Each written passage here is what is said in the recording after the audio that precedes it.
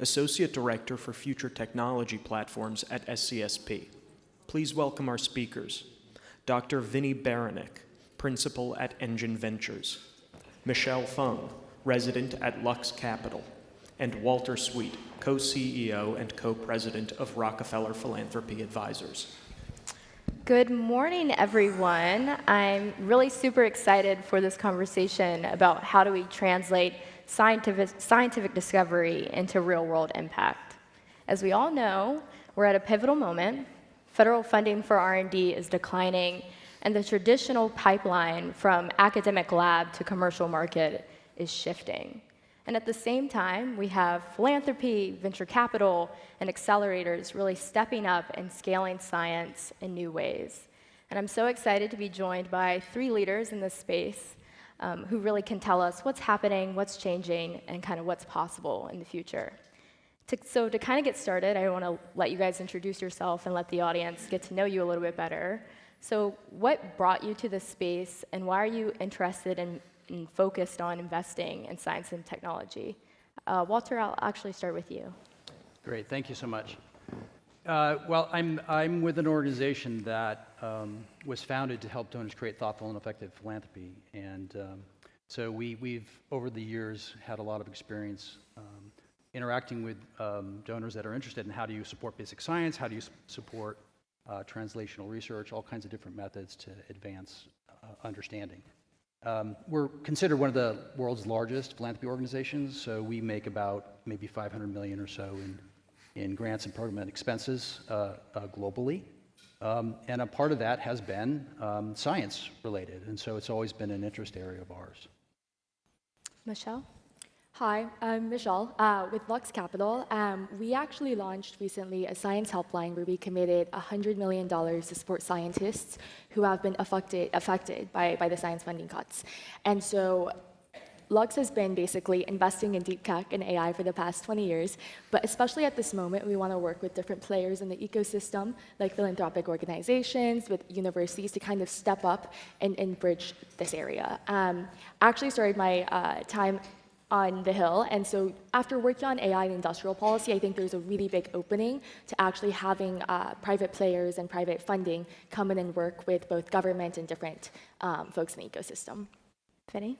Great, thank you. Thank you for having me. Thrilled to be here.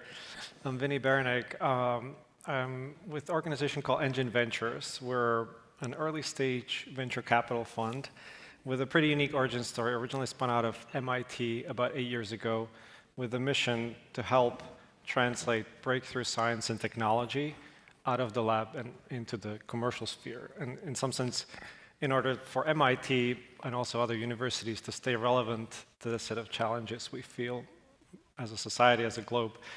And so we've been kind of on that journey of like bridging what some people affectionately call the valley of death of these technologies between breakthrough discovery and commercial enterprise. And so that's been the mission, and kind of hence why we're trying to stay at the forefront of science, but also trying to solve this precarious problem of timelines and capital intensity, which I'm sure we'll get into. Yeah, definitely. And I like how you guys all touched on how you guys are coming from different places, location-wise, but also kind of different parts of the funding ecosystem. And I kind of want to hit on this point of how you all have different investment theses. So Walter, I want to start with you again, and how do you evaluate scientific projects for philanthropic investment, especially when profit's not always the goal? Like, what metrics and goals and criteria do you use? Well, I mean, we think of philanthropy as being sort of risk capital, so it enjoys sort of the ability to take flexible approaches to funding things, and so if industry or government hasn't sort of seen the opportunity yet in an area, philanthropy can sort of show the way at times. So we think that's sort of an important component of it. And so in that sense, the way we evaluate it is whether or not we are sort of able to add sort of what is the unique value of philanthropy. So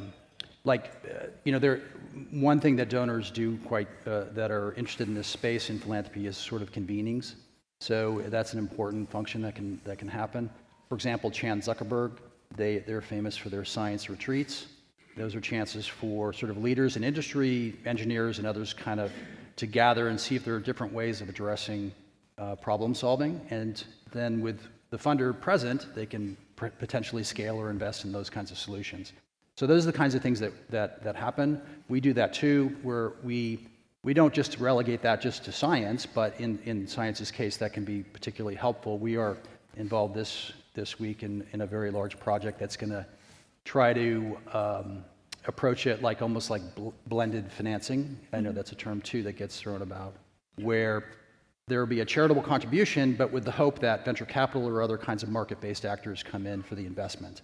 And that's the kind of thing I think, if you feel that your theory of how this problem gets solved, if your theory is that by scaling it in some capacity, you have a better chance of helping people or the planet, whatever your aim is, then that's a really good approach to kind of create that ecosystem for doing things. And I think we have some folks on the panel that are doing just that. Yeah, definitely. And yeah, and Vinny, I want to go to you next because you kind of touched on this in your introduction, how the engine invests in deep tech, right, that often stems from really deep scientific research.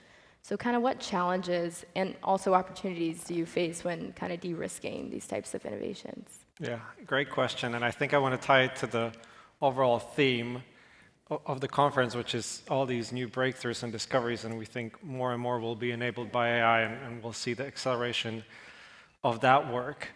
And then the question, I think, becomes how do we translate those discoveries into real companies? And at some point, what I think is, especially we're in our domain, is you run through this bottleneck of you have to make something in the real world, right? Yeah. So you move from a code problem to like a concrete problem, like you're pouring concrete, right? And it's like, it's really hard to undo that. And so the challenge with these companies is, summarize it twofold, right? One is timelines, and the other one is capital intensity, right? It takes, thinking back to the CRISPR breakthrough, it took us about 10 years, which is a very short amount of time by the biotech standard to get to a commercially approved drug with sales, right? In between that, there's hundreds of millions of dollars of investment to support that without any revenue. And so that's the tricky part, is how do you bridge this gap, which is one of the reasons why Engine was set up, is to help that transition. Of course, we can't do it alone. And so there's this risk capital, philanthropy certainly plays a big part of it, that is lacking. And I would implore us to try to fill that gap. You've heard from ARPA-H, which is a great institution doing just that, ARPA-E, the DOE loan program.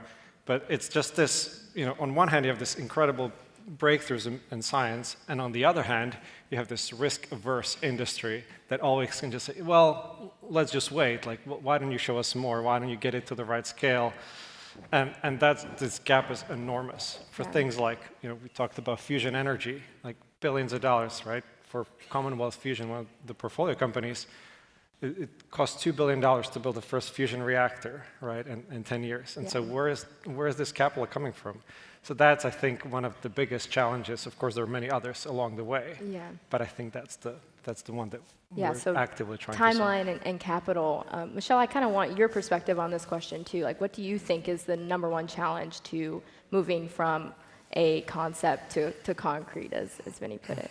Yeah, so to add on to what Vinny has just said, I think that one thing that is broken right now is incentive alignment.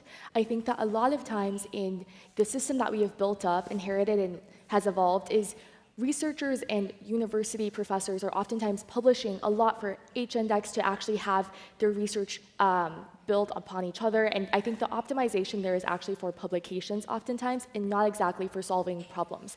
And I think a lot of the funding that NIH and NSF, we've heard from some folks after the science funding cuts, is a lot of the researchers who've been trying to get this funding has also felt that it's been focused on more incremental and more narrow research topics that they can complete as a lab. And so I think one area that's missing is more multidisciplinary and applied research. And speaking of MIT, MIT had the 1919 technology plan, which then basically pulled together different R&D partnerships with industry. And so over about 180 corporations came in to work and fund applied science research at MIT. And from from that, they had proceeds that went to then fund more pure research labs, and they had a lot of more applied science research. And so kind of drawing from that, I think what's missing is more incentive alignment to focus on research that is more multidisciplinary, to have basically an ecosystem that is rewarded to be more truth-seeking, as opposed to just purely publications. And so one thing that Lux has actually been doing is it's in our DNA to actually bring ideas and concepts from the lab all the way through commercialization. One of our companies, eGenesis, actually is experimenting and engineering different pig organs to help with human transplantation to address that gap. And so one area that we have seen, and that came out of George Church's lab, one thing that we have always done is we want to actually bring these ideas out of the labs and into commercialization. We want to actually work with philanthropic organizations that have a bit longer funding time horizons. Like venture capitalists get capital from limited partners, and the funding timelines are inherently limited. And so we want to work with different players in the ecosystem to actually be able to fund the initial research, which is kind of what we're built upon, and then take that, and that is our expertise, to the markets and actually expand upon that. And so I think we have the science here, but I think we need to create an institution and a system that is financially incentivized to actually bring this to market. Yeah, I think that's a good point about how investment sometimes is a little bit more than just pure dollars. And I actually want to go back to you, Michelle, because you mentioned this in your intro about Lux's Scientist Helpline Fund and Lux Labs. And how does that fit into kind of what you just talked about of Lux's broader strategy? And how's that different from maybe other VCs or traditional VCs? Yeah, thank you for that question. So Lux Science Helpline is a $100 million commitment to support scientists who are affected, whether it's visa issues, whether it's grants, whether it is an idea that they wanted to go work on, but maybe they will abandon and actually go work on something else. There's all different types of stories that are coming in, but we see this gap right now. And so we've committed $100 million to step up and support this. And it's our program to kind of extend and expand upon Lux Labs, which we have been working on internally. And so that is more of our incubation program, where we have had over 20 companies where we have brought the person who has the idea all the way through company formation, IP negotiation, et cetera. But we are expanding upon Lux Labs internally for incubations, and we want to work with different postdocs, university researchers, accelerator programs coming out of universities, philanthropic organizations, to kind of create this ecosystem, because we don't want to do it by ourselves by any means. I think Lux, as a venture firm, we have the ethos to invest in deep tech and AI, and we've been doing that for 20 years. But we want to kind of get the industry working together to try to figure out, okay, we get this person to come in, can we actually partner with a philanthropic organization to help support them? Should we work with another university accelerator? So we're trying to galvanize and get people around the table. So we've actually been hosting different convenings, and we've also been funding different folks who've been coming through the door. And so I think that's an opportunity for the ecosystem to kind of keep that top of funnel science there, and then to collaborate a bit more. Yeah, and Walter and Vinny, how do you guys support founders, more than just pure capital? Whoever wants. Walter, you want to jump in first? Well, I do want to comment too on what you were saying, which is I agree with, I think, some of the innovative models that are coming out to support research are important. But I do think that there's benefit to sort of more traditional models too. I think sometimes the incremental approaches have really served us very well as a society, and I don't think necessarily that the new approaches are going to supplant other things. Just one example in terms of from our perspective. I think, last I looked, I think basic research supported by the government, or basic science research supported by the government, was about $50 billion or something to that effect. And philanthropy, those contributions, which mainly go to research institutions and universities, was probably around 5 to 10 in that range. So it's just not going to be able to replace that amount of money or that amount of impact even. So I think these other approaches are really important, but I think we should bear them in mind as sort of things that come in to help, things that come in to make a difference on particular things, and they tend to be driven by individual actors in society that have an interest in one thing.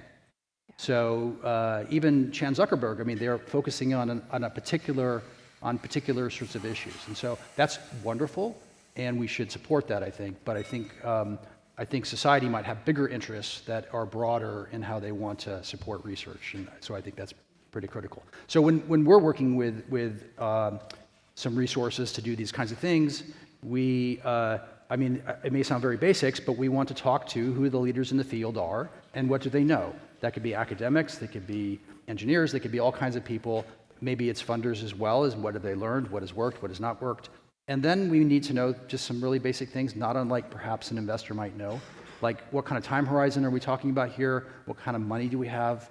That sort of thing. I think I've seen, at least with private donors, some of the most effective ways for them to get engaged on basic science stuff is what you might call seeding the field. I think somebody alluded to it, where you can support young investigators that are the pipeline coming up behind sort of more seasoned or famous kind of researchers, let's say. Because if you don't do that, those folks are really talented, and if there's no money flowing into the field, they're going to go do something else. And then they won't be available to do the research, to have the breakthroughs or that kind of stuff. And I think that's something we always have to be mindful of and pay attention to as we talk about these basic science research. Yeah, for sure. Vinny, I mean, the engine has such a unique approach to this problem, so. It is. I mean, we call it tough tech, and I think that's very apt. Unlike, the journey is very difficult from a scientific discovery or technological breakthrough into a viable company, and so along every step of the way, we're trying to support the companies. We take a very active role in board seats, etc. And I think there's very little that can kind of compensate, or very little that you can do without bringing a lot of experience around the table. And so that's what we're trying to, a lot of these companies are led by their scientific founders, the inventors of the technology, extremely brilliant, right? And I think for a right reason, because they know the technology best and can make informed decisions about it. But surrounding those people with the right industry experience, industry connections, and then making sure that what they're building is on the right path, right? So that you can secure follow-on capital, you bring the right sort of syndicate around those companies such that they can progressively get funded, right? So it's not just technology, but how do you build a business? And that's where we really spend most of the time. It's not our job to kind of do the science for the team, but how do we build a business and fund the business? I think those are like the most important questions for these founders, and that's new to them. They're great at the technology, but scaling it up, making sure you got the commercial offtake, getting the right business partners, it's like that's really the really difficult part. Yeah, that's a really good point, and I actually want to circle back to a point you brought up earlier about kind of where the government plays a role, and government funding, is decreasing, as we know. It's a tight fiscal environment. But what's the role of ARPA-H, DOE, and others, and how can they work alongside your guys' different funding streams? What's the pro of philanthropy, but also kind of where do your guys' funding line stops, and why is it important for the government to kind of do the back or front end of that process? Walter, I'll kind of start with you, because you kind of touched on the limits of philanthropy a little bit. Yeah, I mean, the challenge really is that philanthropy is voluntary. So it's not a thing where, and actually, even though it has a lot of benefits that we've talked about, de-risking or sort of flexibility or filling gaps. So like you might look at sort of DOE or any government agency and see what they're funding, and then seeing what's falling out, or talk to the folks that have been funded from them and see what do they think is necessary to kind of advance something. But sometimes donors might pay attention and fund something for a little while, and then they might exit it. Yeah. And that research may get advanced or it doesn't get advanced. So it could be that you've worked with a donor that has that sort of long-term commitment, and that's wonderful, and they're really, truly patient capital that's talked about. But it's not always the case. And so I think it's best when philanthropy is viewed as kind of supporting kind of like the work that you both are doing, to sort of like filling in the gaps, that kind of thing, and not trying to take on things that might be beyond the time horizon or the patience of a particular foundation or donor or something like that. So that's probably the best answer I could give. Yeah, Michelle, do you want to jump in. I Yeah. know you have a background in, in working in government. So philanthropy goes very deep into something, perhaps someone's passion. I feel like government's role is actually to be more of a level-headed, centralized planner that ideally has a longer time horizon. Because these projects that we're talking about, say fusion, these are things that have very long time horizons. So no individual, say philanthropic organization, venture fund even, has probably the right time cycles to think about this in terms of longer term.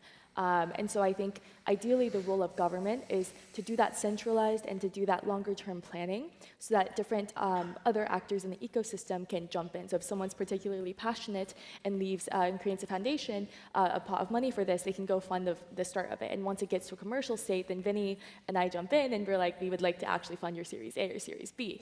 But I think that the goal of this is for the government to kind of play that longer term thinking. And then I think where venture can actually come in is I think venture can provide that expertise, like Vinny has said, to take ideas to market and also bring some of these ideas outside of the lab and actually have more of a applied impact. But I think government is still very, very essential here. Yeah, Vinny, how about you?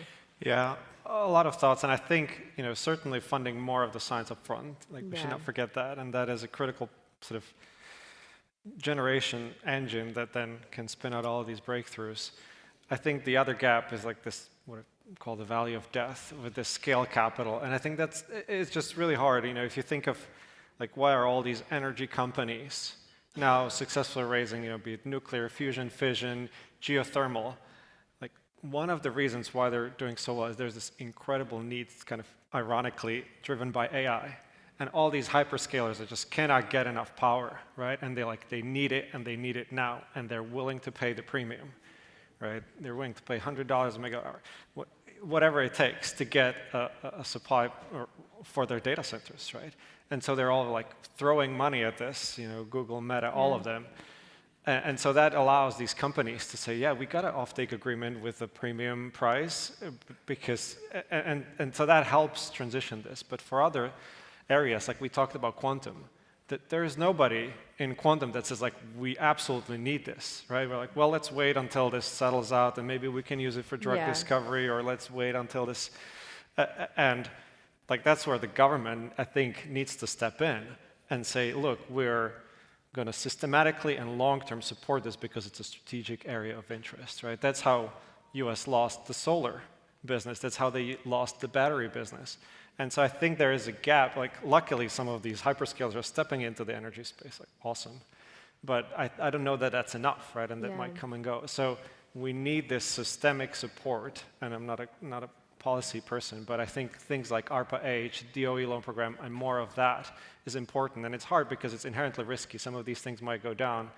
I guess that's the last thought, right? Why is the late-stage capital not here yet from the private sector? It's like as you move from early stage, where your job is to make money, and you kind of progress more and more, the job becomes more about not losing money, right? And that's the hard part, where like you need, in Commonwealth Fusion, $1 billion to build the first plant, right? And it might not work, or it might be delayed, all of that, right? So that's where I think the government needs to step in and do what's inherently risky, but I think critically important. Did you want to add anything to that? I was just saying, I really agree with that. I think that, philanthropy does some really terrific work here, and advances a lot of stuff, but it's not necessarily organized in a way where you could say, you're missing quantum, you got to go over here. And so it just doesn't work like that often, partly because when you have individuals involved with their giving, they have passions and family and stuff that as they think about it. That's separate from foundations that are professionally staffed and run and stuff. They may be thinking more like that, but still they may have other priorities. And so I think it really does, there's a social benefit for all, even including the markets eventually, when there's an investment in these kinds of basic science supplemented by philanthropy, as I said, which is a small portion of it. Yeah, and I think, Vinny and Walter, you kind of touched on my next question of, if there's one thing that you could change about the system and how things get funded, or how we translate idea from a lab to commercialization, what would it be? Like, what would be your top maybe 3 policy recommendations, if you had any? No pressure or anything like that. But Vinny, you want to go first? He's not a policy guy either. Yeah, he said he's not a policy guy, and I asked for a policy recommendation. So I think I've mentioned this. The other thing that I would like to change, and so I mentioned the funding, and I think it's incredibly important to get this capital, risk capital here. And without it, it's going to be really hard just to rely on financial institutions and others to back this innovation, especially if we're looking to retain it here in the US. But the other bit that I would try to kind of accelerate or help with is the flow of talent. And I think there's been mentioning of educating the next generation and supporting kind of sciences education. I think it equally goes for the experienced and like executive presence and entrepreneurs, right? You look at like the SpaceX mafia, right? Like those people have done this once, and now they're successfully scaling other companies. And how do we get more of those people kind of taking up these jobs? Like how do you convince somebody from a large corporate to take a jump into the early stage? In some sense, biotech has solved that. There's a thriving community of biotech entrepreneurs that do one company and then go back and do another and do another. And so how do we kind of incentivize that and do more of that would be one area that I think would accelerate a lot. Yeah. Michelle, what about you? I actually 100% agree with the talent piece. I think that there are a lot of parts of the equation, science funding, that different areas could probably be tweaked a little bit, and like the funding process, maybe it's a little bit bureaucratic, et cetera. But I think talent is the one thing that actually has very long-term implications. And so I think when we think about AI being a talent race, perhaps, China now produces about 50% of global AI talent. And so if we take that, how do we actually retain that talent here in America? I think that is immigration policy, it is incentives for STEM education, it is incentives to do research here, but I think it is creating that atmosphere that is welcoming these folks to come here. And I think if you actually get these professors and these researchers to feel unwelcome, they leave, it's very hard to actually get them back in at the right time horizon. So I think would want to invest very heavily in kind of what Vinny was saying, but creating that atmosphere that welcomes the best STEM talent to come here, whether it's at the very top of what we think about like the AI talent orb, but also if you want to build semiconductors here, you need a fab. You need people to staff the fab. You want people across the supply chain, the ecosystem, to want to invest in this science so you can actually build it, and then also have people who are thinking about the frontier of it, and you don't want to lose your STEM ecosystem here. Yeah. Walter? I really think they've summed it well, but I would say that I think that investing in our people and through seeding the field, whatever field. I mean, when we say basic science, that's a big word, right? Yeah. It covers a lot. So I think in investing in with priority, if it's AI or other stuff, I think that's going to be critical. I know in philanthropy, we're starting to incorporate AI in terms of mostly in terms of it being a tool to help people. But even I think institutions themselves are thinking about how do they incorporate it into their work. But I don't think we're famous for being on the cutting edge of using those things, right? Yeah. So, but we're trying to do that and trying to talk to people that do know a bit more about it to incorporate it. But I think that I think fundamentally it's not going to be magic. You have to invest and give time to these kinds of things that you want to have good outcomes with, and that includes basic science research. So if we want to make advances there, we have to put the investment into it. Yeah, and I like how you guys all touched on talent. And so with our last minute left, I want to do a quick speed round. As funders, what's one piece of advice that you would give to people that are trying to start a company, basic researchers that are in the lab trying to come up with great ideas? Vinny, why don't we start with you? Yeah, we have, I'm going to say, I don't know if it's commandments, 3 things that we always implore our founders to do.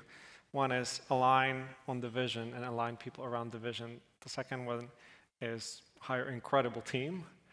And the third is never run out of money. And so that's like, if you have that, you have a very good chance of success. Right? But I think that's it, right? It's a tough journey, so pay attention to who you surround yourself with, who you bring along on the journey. It's incredible. Nobody can do this alone. Like everything of great worth is a product of many people. So that would be one. Yeah. Michelle, any quick advice? Work with people you like. It is a very long journey, and so work with the people that you want to actually spend 5 years, 10 years with.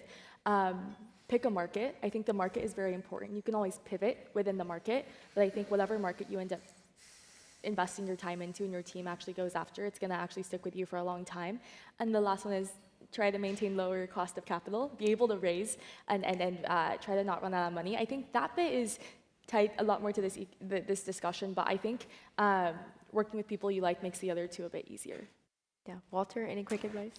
I guess I would say that when we work with major business leaders or major donors or what have you, one thing that sometimes gets forgotten, but I think is really important, and people recognize it when you bring it up, is what does success look like here?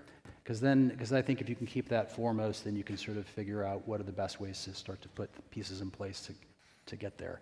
You'd be amazed at how many times folks charge off and not really understanding what success looks like, and then they're not really happy when the results don't turn out because they didn't really clearly articulate what that was for them. Yeah, that's all great advice. Well, thank you all so much for joining us. Everyone join me in thanking our panelists.